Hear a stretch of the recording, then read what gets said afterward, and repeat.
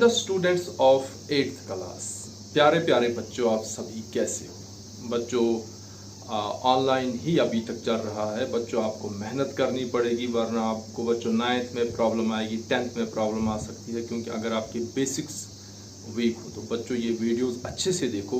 ये फैक्टराइजेशन है, आपको 9th का अलजबरा है वहाँ काम आएगा। 10th में जो अलजबराइक एक्सप्रेशन है, लीनियर इक्वेशन है, क्वाड्रेटिक इक्वेशन है, और वहाँ भी आपको ये बहुत काम आएगा। बच्चों अच्छे से देखो और अपनी जो इन्हीं हालात में अपने आप को प्रिपेयर रखो, ताकि आपको कहीं आगे परेशानी या किसी ट्रबल का सामना न करना पड़े। चलिए बच्चों, हम एक्सरसाइज 13.3 कर रहे हैं बच्चों, और हम अलजेब्राइक एक्सप्रेशन की डिवीजन कर रहे हैं बच्चों। हमने क्वेश्चन नंबर 1 के कुछ पार्ट्स किए थे, 3 पार्ट्स, 2 पार्ट्स अभी और कर रहे हैं बच्चों। इस वक्त की जो डिवीजन है, यानी जो क्वेश्चन नंबर 1 है 13.3 का, इसमें हम बच्चों क्या कर रहे हैं कि मोनोमियल को मोनोमियल से डिवाइड। बच्चों आपको पता है मोनोमियल ऐसी अलजेब्राइक एक्सप्रेशन को कहते हैं, ऐसी पॉलिनोमियल को कहते हैं जिसमें सिर्फ एक टर्म हो। क्लियर बच्चों? तो हम क्या करते हैं बच्चों, जिस तरह से हम रैशनल नंबर्स को डिवाइड करते हैं, बिल्कुल उसी तरह से हम अलजेब्राइक एक्सप्रेशन को भी डिवाइड करते हैं। हम क्या करते हैं बच्चों, न्यूमरेटर के भी फैक्टर निकालते हैं, डिनोमिनेटर के फैक्टर निकालते हैं, सेम फैक्टर को कैंसिल करते हैं, और बाकी जो हमारा वो क्वोशंट रहता है, या हम उसको आंसर भी कहते हैं। तो बच्चों देखिए, ये है क्वेश्चन नंबर 1 एक्सरसाइज 13.3, और ये बच्चों क्वेश्चन नंबर 1 का 4th पार्ट है। ये है बच्चों 34 x raise power 3 y raise power 3 z raise power 3, और इसको बच्चों डिवाइड करना हमने 51x y raise power 2 z raise power 3। बच्चों अब हमने डिवाइड करना। आपको पता है बच्चों, डिवीजन के सिंबल 2 होते हैं। एक हम पी बाई क्यू की फॉर्म में डिवाइड करते हैं, और एक बच्चों हम लॉन्ग डिवीजन करते हैं। जैसे अगर हम लिखेंगे 34 डिवाइड बाई 51, बच्चों हम इसको ऐसे भी डिवाइड कर सकते हैं, और हम इसको 34 डिवाइड बाई 51 ऐसे भी इसको कर सकते हैं। बच्चों ये लॉन्ग डिवीजन हो गया, और ये पी बाई क्यू की फॉर्म है। तो बच्चों यहाँ हमने जो क्वेश्चन करने हैं, हम बच्चों उनको पहले पी बाई क्यू की फॉर्म में लाएंगे, और उसके बाद उनको डिवाइड करेंगे। तो बच्चों ये जो क्वेश्चन हमारे पास है, सबसे पहले हम क्या करेंगे, पहली वाली जो टर्म है, या जो पहली वाली जो मोनोमियल है 34 x raise power 3 y raise power 3 z raise power 3 numerator upon 51 x y raise power 2 z raise power 3। बच्चों ये हमने क्या किया, इसको p बाई क्यू की फॉर्म में लाया। अब बच्चों हम देखेंगे कि ये 34 और ये 51 जो इनके कोफिशिएंट्स हैं, इनके न्यूमेरिकल कोफिशिएंट्स हम देखेंगे 34 और 51 में कॉमन फैक्टर कौन है। बच्चों जब हम 34 के फैक्टर्स निकालते हैं तो ये बनता है 17 मल्टीप्लाई बाई 2, और जब हम 51 के फैक्टर्स देखते हैं बच्चों, ये बनता है 17 मल्टीप्लाई बाई 3। ठीक है, हम देख रहे हैं बच्चों दोनों में 17 कॉमन है। तो बच्चों जब हम डिवाइड करेंगे तो यहाँ आएगा 17 मल्टीप्लाई बाई 2, x को बच्चों 3 बार, x multiply x multiply x, y को बच्चों 3 बार, y multiply y multiply y, और बच्चों z को हम 3 बार नहीं लिखेंगे। आप पूछेंगे क्यों नहीं लिखेंगे? क्योंकि बच्चों नीचे भी z की पावर 3, ऊपर भी z की पावर, ये डायरेक्ट कैंसिल हो रहा है हमारे पास क्वेश्चन में ही, इसलिए बच्चों हम इस z को न ऊपर लिखेंगे न नीचे। और डिनोमिनेटर में क्या आएगा बच्चों, डिनोमिनेटर हमारे पास पहले है 51, और पहले हम 51 के फैक्टर निकालेंगे। बच्चों अभी हमने 51 के देखे कि 51 के 2 फैक्टर्स आते हैं। एक फैक्टर आता है 17, एक आता है 3। x बच्चों एक ही है तो x, y की पावर 2 है तो y बच्चों 2 बार, z की पावर 3 है, हमने ऊपर न्यूमरेटर डिनोमिनेटर के z को वहीं पर कैंसिल कर दे, क्योंकि इनकी पावर सेम थी। बच्चों कैंसिल वही होगा जिनकी पावर भी सेम। बच्चों यहाँ से 17 और 17 कैंसिल, यहाँ से ये x और ये x कैंसिल, यहाँ से ये 2y और यहाँ से ये 2y कैंसिल। अब बच्चों हमारे पास न्यूमरेटर में क्या बच गया, एक तो 2 और x 2 बच गए, वो x मल्टीप्लाई में x का मतलब हुआ बच्चों x की पावर 2। और एक हमारे पास y बच गया और डिनोमिनेटर में हमारे पास बच गया बच्चों सिर्फ 3। ये आया इसका कोशंट जब हमने 34x rays power 3 y rays power 3 z rays power 3 को 51x rays power 2 y z rays power 3 से डिवाइड किया। ये था बच्चों फोर्थ पार्ट। अब बच्चों फिफ्थ पार्ट है बच्चों 12 a rays power 8 b rays power 8 divide by bracket में -6 a rays power 6 b rays power 4। ये बच्चों डिवाइड। पहला काम बच्चों हम क्या करेंगे, इसको p बाई क्यू की फॉर्म में लिखेंगे। तो ऊपर न्यूमरेटर हमारे पास आएगा बच्चों 12 a rays power 8 b rays power 8 और डिनोमिनेटर आएगा बच्चों -6 a rays power 6 b rays power 4।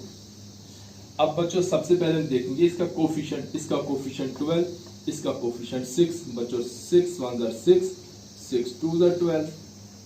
अब बच्चों हम क्या लिखेंगे इसको, this is equal to 2 a को 8 बार लिखना है बच्चों 1 2 3 4 5 6 7 8। a को बच्चों 8 बार लिखा, b को भी 8 बार लिखना है, मल्टीप्लाई बाय b 1 2 3 4 5 6 7 8 और सब को डिवाइड हम करेंगे बच्चों। डिनोमिनेटर में क्या है हमारे पास, यहां से रहा -1 मल्टीप्लाई बाय a को 6 बार 1 2 3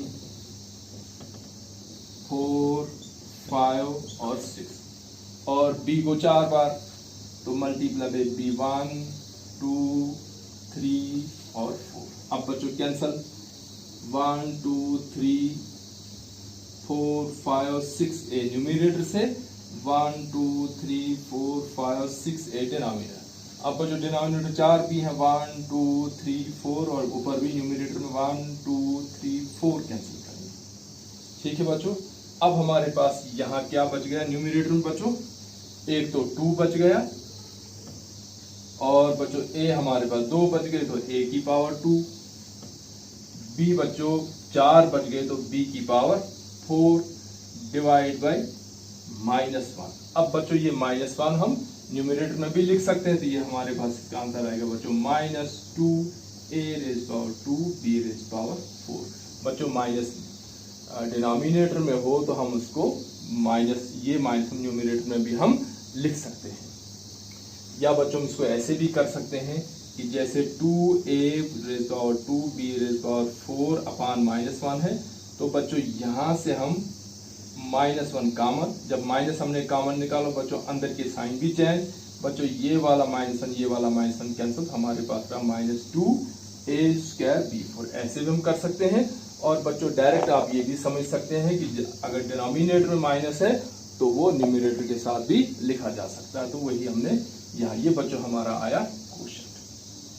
अब बच्चों एक चीज तो आपने देख ली होगी बच्चों कि a को 8 बार लिखना, b को 8 बार लिखना कितना लंबा है, और अगर a की पावर 16 हो b की पावर 20 हो तो ये इससे ज्यादा लंबा हो जाता है ना बच्चों।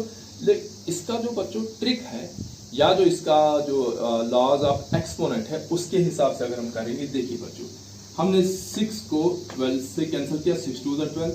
बच्चों देखो जब आपके पास न्यूमरेटर और डिनोमिनेटर में सेम बेस, यहाँ भी a यहाँ भी a, बच्चों उनकी पावर सब्ट्रैक्ट हो जाती है। तो न्यूमरेटर की पावर में से डिनोमिनेटर की पावर को सब्ट्रैक्ट हम करते हैं, तो 8 - 6 कितना रहा बच्चों 2, तो a की पावर 2। देखिए बच्चों यहाँ a की पावर 2। फिर आगे बच्चों b की पावर 8, यहाँ b की पावर 4। तो जब बच्चों सेकंड लॉ ऑफ एक्सपोनेंट कहता है कि अगर सेम बेसिस को आप डिवाइड कर रहे हो तो पावर्स को सब्ट्रैक्ट करो, तो बच्चों यहाँ भी बेस b यहाँ भी बेस b, तो 8 - 4 करेंगे हम, तो इसकी पावर b की पावर 4 आएगी। तो बच्चों दो मेथड है, एक तो ये लॉन्ग मेथड है, दूसरा डायरेक्ट आप अगर आपके पास बेसिस सेम जैसे यहाँ a उनकी पावर को सब्ट्रैक्ट करो, न्यूमरेटर की पावर से डिनोमिनेटर की पावर को सब्ट्रैक्ट करो, चाहे डिनोमिनेटर की पावर बड़ी हो या छोटी हो, सब्ट्रैक्ट न्यूमरेटर की पावर से हमने डिनोमिनेटर की पावर को करना है।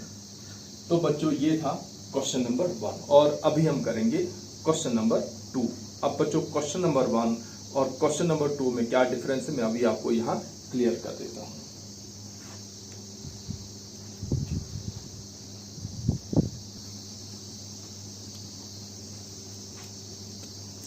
देखिए बच्चों, क्वेश्चन नंबर 2 के मैंने 2 पार्ट्स आपके सामने लाए। अब बच्चों क्वेश्चन नंबर 2 में भी डिवाइड है, क्वेश्चन नंबर 1 में भी डिवाइड है। बच्चों क्वेश्चन नंबर 1 के और डिवाइड में और 2 के डिवाइड में क्या डिफरेंस है बच्चों, ये बच्चों क्वेश्चन नंबर 1 का एक पार्ट मैंने यहाँ लिखा, ये है 12y8 a8 b8 divide by -6a6b4। हम देख रहे हैं बच्चों कि ये भी मोनोमियल हमने पढ़ा है कि जिस अलजेब्राइक एक्सप्रेशन में या जिस पॉलिनोमियल में 2 टर्म्स हों उनको बाइनोमियल कहते हैं, एक टर्म तो मोनोमियल कहते हैं, 3 टर्म हो तो ट्राइनोमियल कहते हैं। बच्चों यहाँ एक ही टर्म, आप 12 a8 b8 को अलग अलग टर्म नहीं, ये अलग अलग फैक्टर हैं बच्चों। टर्म जो होती है प्लस के साइन से या माइनस के साइन से अलग हो जाती है। तो बच्चों यहाँ 12 a8 b8 एक टर्म है, -6a6b4 ये दूसरे, तो मोनोमियल को मोनोमियल से डिवाइड करना है। ये था बच्चों क्वेश्चन नंबर 1। अब बच्चों क्वेश्चन नंबर 2 में आपने पढ़ा होगा कि यह है divide the given polynomial. Polynomial means बच्चों कि ऐसी अलजेब्राइक एक्सप्रेशन जिसमें 2 टर्म्स हो सकती हैं, 2 से ज्यादा टर्म हो सकती हैं, 3 टर्म्स हो सकती हैं।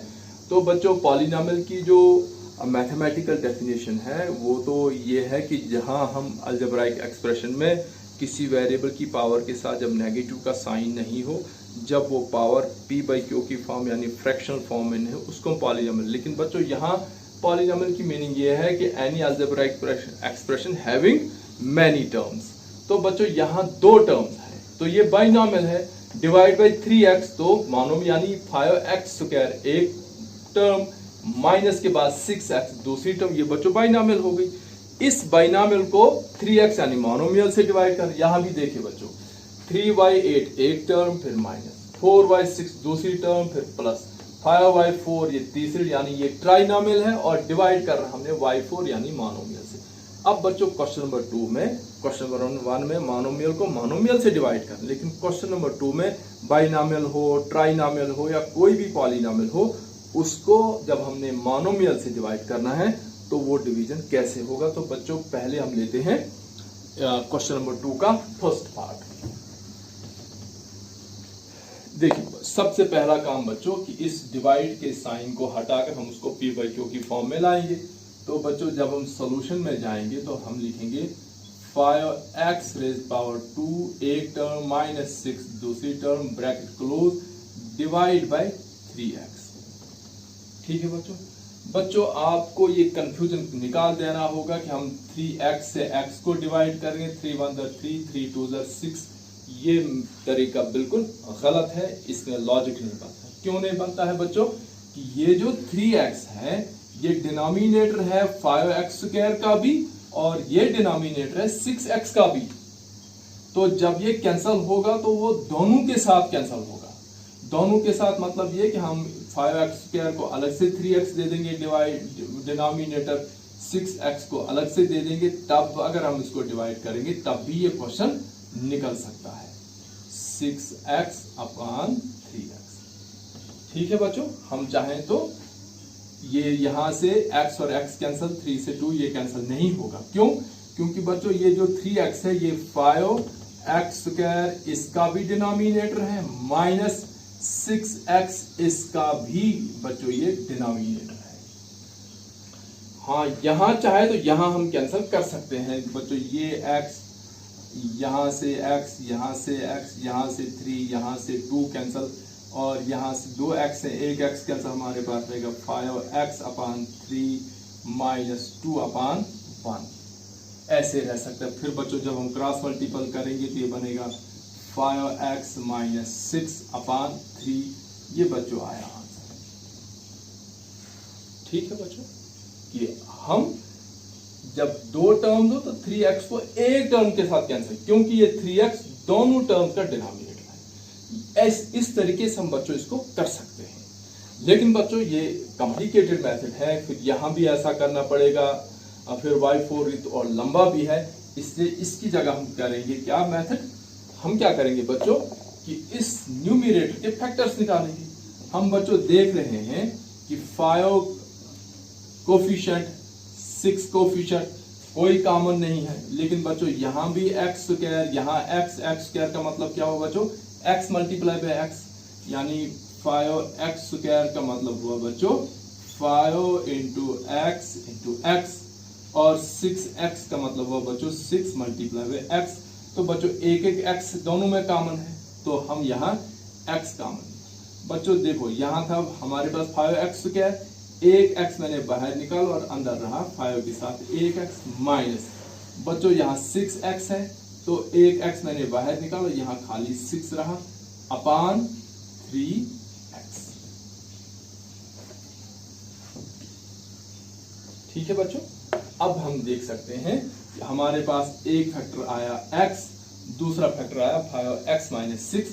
अब हम देख रहे हैं कि यहां से ये x, यहां से ये x कैंसल, और हमारा जो बच्चों इसका क्वोशंट आया या आंसर आया 5x माइनस 6 अपान 3 आंसर। हम कभी भी बच्चों 3 1 3 3 2 6 नहीं करेंगे, क्योंकि 3 दोनों टर्म्स का कॉमन डिनोमिनेटर हो गया बच्चों। ये था फर्स्ट पार्ट। अब बच्चों सेकंड पार्ट है, फिर से हमारे पास क्वेश्चन है बच्चों 3y raised power 8 minus 4y raised power 6 plus 5y raised power 4 divide by y raised power 4। हमने ये डिवाइड का साइन हटाया और इसको p बाई क्यू किया। अब बच्चों हम यहां से ये y4, यहां से ये y4 कैंसल नहीं कर सकते, क्योंकि ये डिनोमिनेटर वाला y4 इसका भी कॉमन है, इसका भी है ये डिनोमिनेटर, बीच वाली टर्म का, यानी 3 की 3 टर्म का कॉमन डिनोमिनेटर है y4, इसलिए हम इसको एक ही टर्म के साथ कैंसल नहीं कर सकते। ठीक है बच्चों, हाँ अगर हम चाहें तो इसको अपना देकर इसको भी अपान y4 करके, बीच वाली टर्म को अपान y4 करके और 5y4 अपान y4, तब हम अलग अलग करके इनको कैंसिल कर सकते हैं। लेकिन उस मेथड को हम बच्चों नहीं कर, हम देख रहे हैं कि यहाँ y8, यहाँ y6, यहाँ y रेज पावर 4 है। हम क्या करेंगे बच्चों, यहाँ से हम y रेज पावर 4 कॉमन करेंगे, यहाँ रहेगा बच्चों 3। देखो y रेज पावर 8 था, यानी y को 8 बार लिखना था, लेकिन y को 4 बार, y की पावर 4 को हमने कॉमन लिया तो y की पावर 4 अंदर रहा, माइनस यहाँ बच्चों 4 तो ऐसे ही रहा क्योंकि हमने कोई भी कांस्टेंट कॉमन नहीं निकाला। अब बच्चों यहाँ y6 है, उसमें से y4 हमने कॉमन निकाला तो y2 रहा, प्लस 5 ऐसे ही रहेगा बच्चों। यहाँ y4, ये पूरा y4 हमने निकाला कॉमन तो y के साथ 5 के साथ कुछ भी नहीं रहा अपान y4।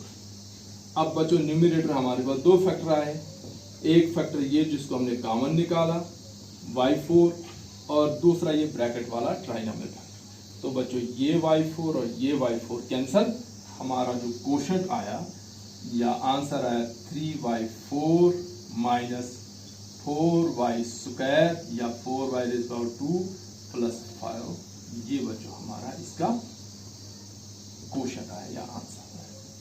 इस तरह से बच्चों हम डिवाइड करते हैं। So thanks for watching.